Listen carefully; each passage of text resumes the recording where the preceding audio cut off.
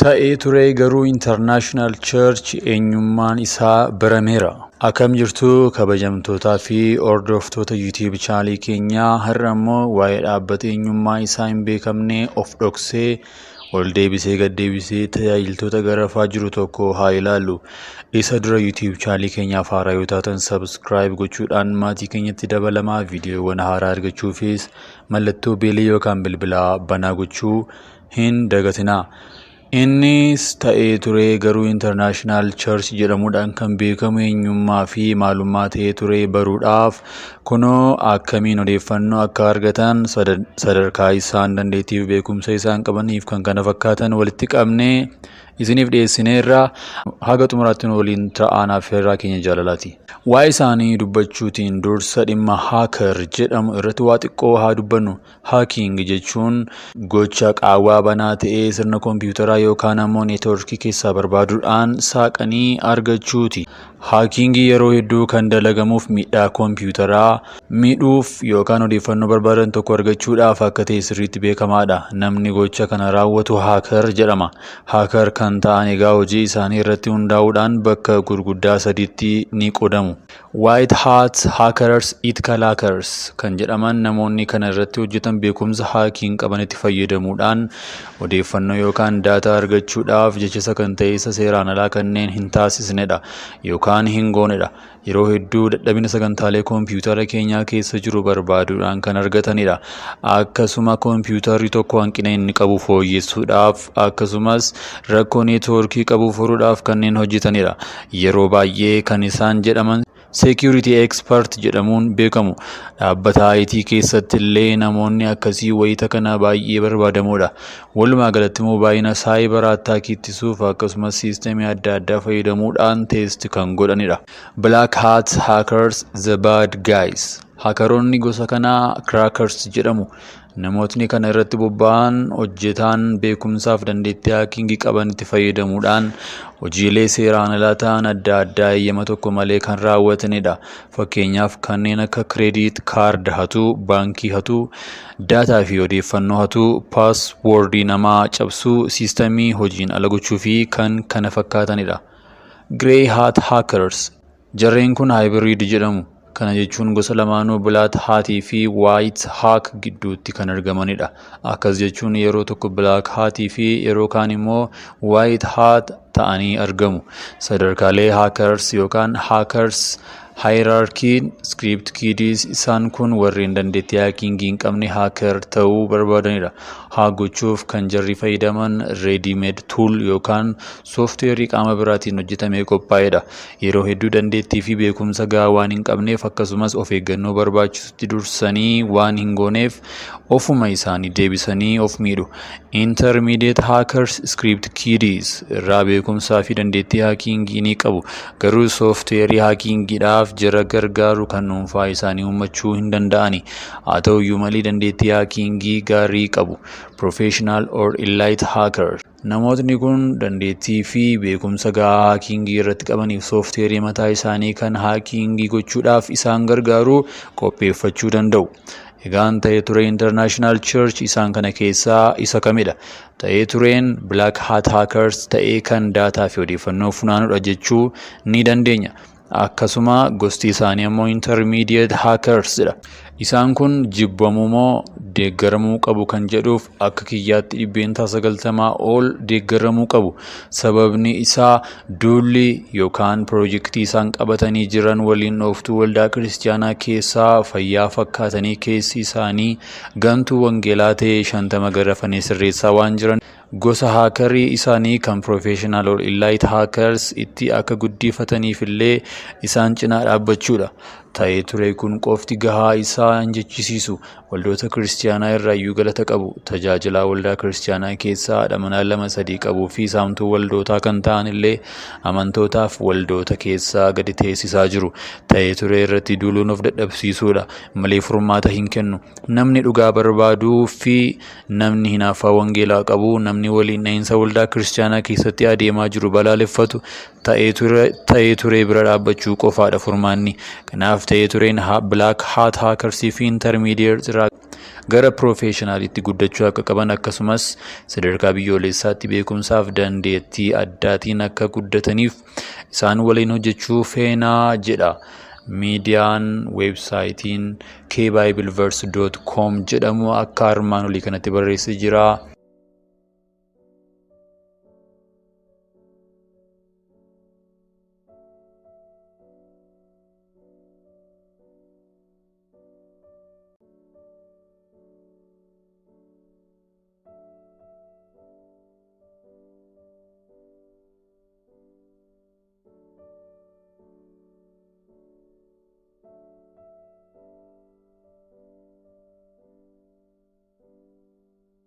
Yeroo hedduu tajaajiltoonni hedduun otoo isaan cubbuu garaagaraa hojjetanii argina akkasumas ni dhageenya. Faarfataa akkasiitu ejjee luba akkasiitu cubbuu hojjete yookaan raajii abaluutu sobee yeroo jedhamu ni dhageenya. Kan isaan cubbuu hojjetan immoo utuu iddoo aarsaa irraa saba Waaqayyoo tajaajilaniiti. Amantoonnii fi namoonni hin amaniin hedduun garuu maaliif raajiin abaluu yookaan faarfataan abaluu yookaan lubni abaluun utuu iddoo aarsaa irra jiru cubbuu hojjetaa jedhanii mataa cabu. Ani akka namanuttii fi akkan beekutti tajaajiltoonni iddoo aarsaa irra jiran yookaan tajaajilan hundinuu qajeeluu ta'uu hin qabanin jedha. Namni cubbuu hojjetaa tajaajilu iddoo aarsaa irra jiraachuun dirqama. Sagaleen Waaqayyoo akkas jedha. Yeroon firdiin kennamu ga'eera. Firdiin kunis warra mana Waaqayyoo keessatti in jalqabama. Erga dura nutti in jalqabama ta'ee dhumni warra wangeela Waaqayyoo amanuuf didanii maal haa ta'u ree? Tokkoffaa Phexros boqonnaa 4:17 Firdiin iddoo aarsaa irra jalqabaa jedha. Warra mana Waaqayyoo hojjetan irraa ni jalqaba. Egaa firdiin iddoo aarsaa irraa eegala erga ta'ee namni cubbuu hojjetu yookaan namni jal'aan iddoo aarsaa irra hin jiru yoo ta'e eenyutti faradama ree? Sagaleen Waaqayyoo inni firdiin iddoo aarsaa irraa eegala jedhu raawwatamuuf namni cubbuu hojjetaa tajaajilu iddoo aarsaa irra jiraachuun dirqama. Inni caafame jiru akka raawwatuuf Yihuudaan bartoota keessa jiraachuun dirqama ture.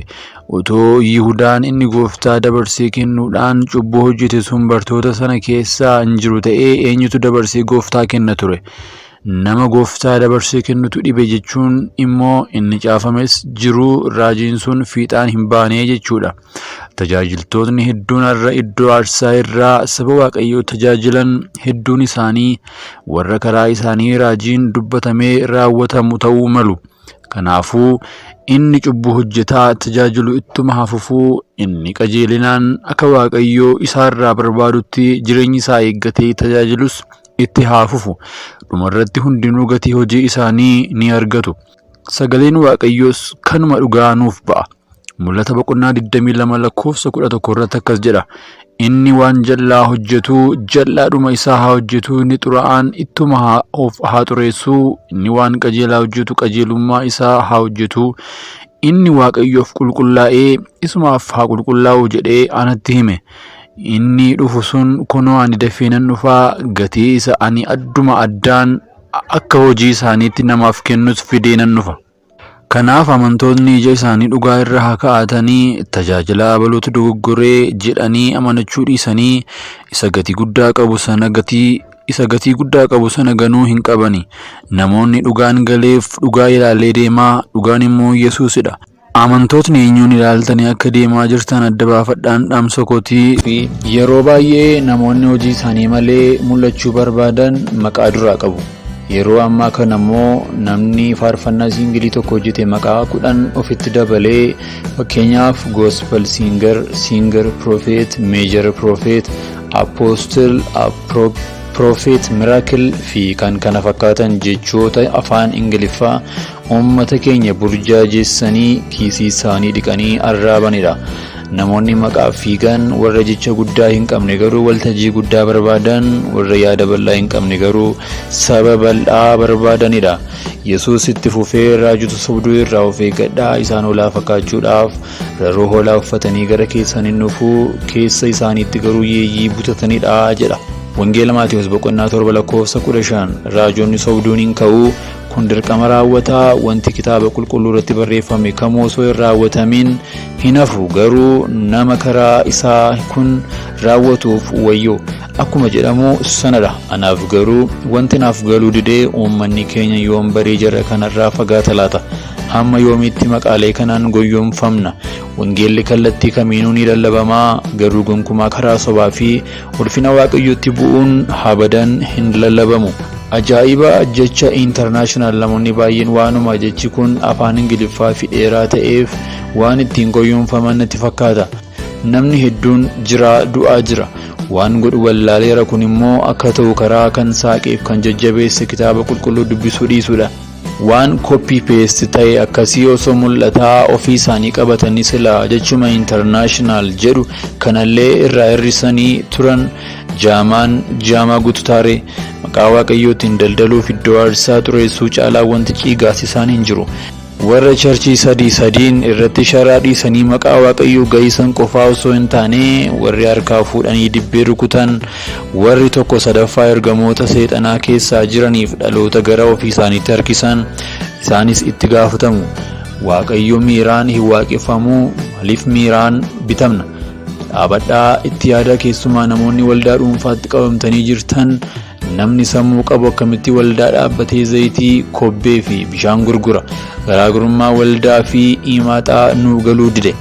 Egaa nuti hammuma kanaa sadarkaan yaaduu sammuu keenyaa gadi bu'ee jira jechuudha.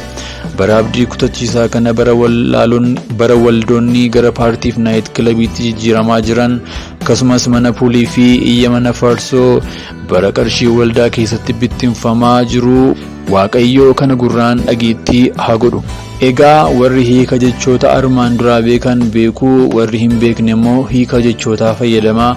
Jechoonni afaan Ingiliffaa armaan olii kun baay'eedhuma nu ajaa'ibuu hin qaban. Waaqayyoon sodaachuu isa jedhutu nu duraa bade. Tajaajiltoonni ofii baddanii maaliif uummata kanaa balleessitu? Maaliif nu balleessitu? Maaliif kitaaba qulqulluu wal hin barsiifnu? Walaloo fi yeedaloo uumnee hamma waliyyisiisaa oollu maal qaba kitaaba qulqulluu gad qabnee wal barsiifne, walitti himne? Warra hin amannee wayya.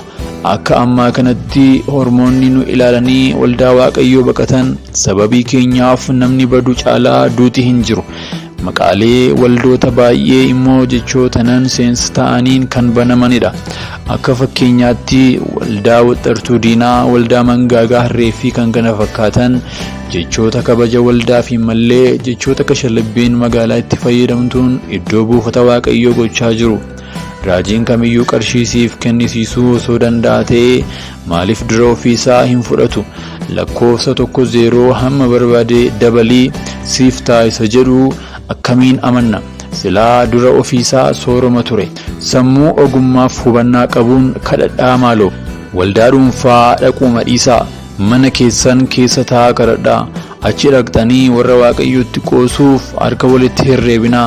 Sagaleen waaqayyoo yommus ani afaan bineensa isa akka jawwee sanaa keessaa, afaan bineensichaa isa qaanii keessaa, afaan raajii sobduu keessaas hafuuronni xuraa'oon 3 fattee fakkaatanii utuu ba'anii nan argee jedha. Mul'ata Yohaannis 16:13. Walumaa galatti waaqayyo hafuuraan waaqeffamaa qarshiitiin miti. Warri waldaa dhuunfaa banan harki 90 isaanii hattoota sartifikeetii qabanidha. Bara jireenya ulfaati kana namni goyyomsee isin waamu isaarra hattuun markaatoo isin saamuu isaa wayya.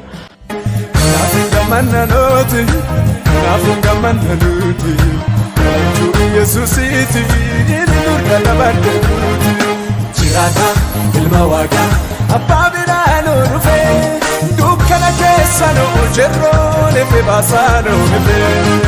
Jirata ilma waaqa abbaa biraanoo dhufe dukkana keessa noo jerroo nefe baasaanoo nefe. Ifannoo ife, ifannoo ife, ifannoo ife, ifannoo ife.